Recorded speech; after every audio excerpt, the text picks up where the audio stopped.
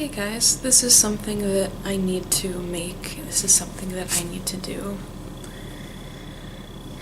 Excuse my bad head. I got home last night around 10:30 p.m. from the psych ward at a local Buffalo hospital. On Sunday night, I was fired from my improv comedy troupe on campus, and it sent me into an extreme state of shock and mourning. The improv comedy troupe is something that took me 2 years working towards developing my skills, diminishing my anxiety enough to audition and get into. And it was the first time that my professors and my peers were starting to notice what I could do, were starting to notice me and realize my potential and start to believe in me. And it was the first major successful thing that I'd done in college. My family was going to drive 7 hours to see the final show of the year, and there are a few of my friends who never even got to see me perform yet. And it was one of the main things in my entire life that made me happy. It was the thing that I would look forward to every week. Performing improv comedy made my soul happy when nothing else could. And now it's all gone. My anxiety was starting to affect my performance, my participation in rehearsals. Even though it's improv, we do technique practice because there's a lot of stuff that goes into good improv comedy that people don't expect. Such as, character building, things like that.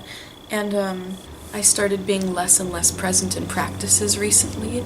Like I would drop out of certain games, and Sunday night's practice, I left in the middle of practice because I was having a sort of anxiety attack, the type where you shut down. And they went straight up to me after practice and fired me, and it sent my body into total shock. And I had a panic attack. I came back here. The friend I'm staying with, who's at school right now, I'm not going to classes today. I came back here. I had a really, really intense panic attack. I broke my phone, my little indestructible dinosaur phone that I thought was, unbreakable. I managed to break it. I put on my shoes and I left. And because of suicidal thoughts I'd mentioned 2 weeks ago, he was super, super worried because he didn't know where I was going. So he called crisis services, who called UPD on campus, and they took me to the psych ward.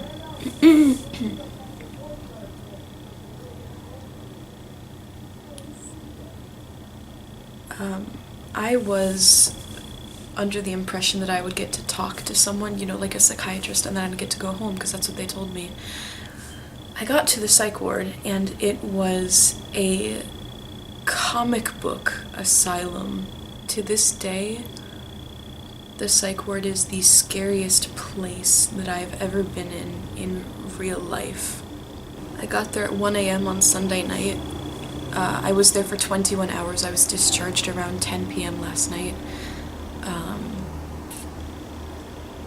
I witnessed 3 physical fights and a lot more nudity than I would have liked, all from old men. It was basically a holding pen for people, no matter how bad their condition was. It literally felt like a comic book asylum. And I remember in the past thinking, vaguely, because I've had a lot of super unhealthy thoughts this semester before I started. I'm making a master video about my experience with mental health this semester. One important thing is that I've started seeing a counselor at Horizons Health by the school.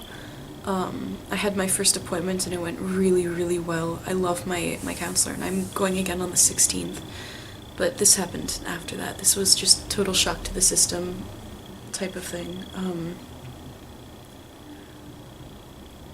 I think that was one of the main reasons they let me leave, because someone in there, the first person who I wasn't afraid of, a girl 23 years old, offered me a pack of Oreos and started talking about her time there. She said that one time they kept her upstairs for 18 days. So I wasn't allowed to leave. When I got there, they took my shoes, they took my pants, they took my phone. I wasn't allowed to contact anyone. I didn't have any numbers memorized, so I couldn't call anyone. I was trapped there until I could see the doctor. I saw about 4 different people. I think the third to last was the doctor, and I had to do lots of repetition. I had to tell them lots of stuff, and I'm so lucky that they let me leave, because being there was not okay. And I remember thinking earlier this semester, like, I sort of hope I get, something happens to me, or that maybe someday I'll try hurting myself or something so I can end up in a hospital, because that's the only way I'll ever get rest. But the only thing you do there is hide from other people. Everyone either wants to kill you, fuck you, or fight you. And that is very brash, but it's true. I don't know if there are better places out there, but the one in Buffalo that I was sent to is not a place that any human would willingly want to be in, ever. And it's a place I'm never going back to. I was not suicidal when I was sent there. My friend was just worried, and I'm sort of glad I went, because even though some of the stuff I saw is not something I'll ever be able to forget,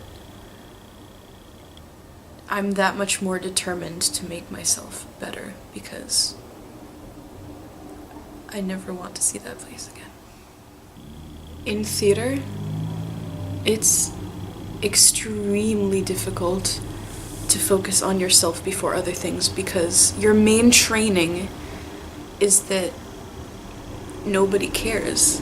Your main training is that you don't get breaks, and that if you can't put your job before your life and your health, then you will fail as an actor.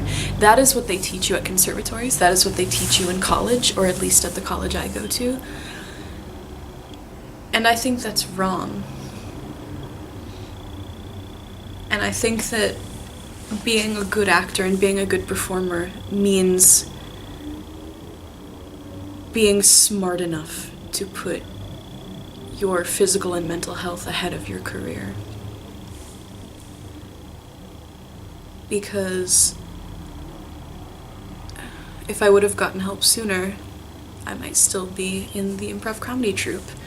If I wouldn't have taken on so much stuff, and it wouldn't have taken me so long to tell people that I wasn't okay, I might still be the publicity for the theater department, because that is gone now as well. Because if you don't put your mental health ahead of your career, you will crash in the worst way possible. And then you're useless as a performer anyway, so your only chance at being a good performer is to put yourself first, as painful as that can be, as many opportunities as that will lose you. You don't understand how important it is to do that until everything you've worked for is just wiped away.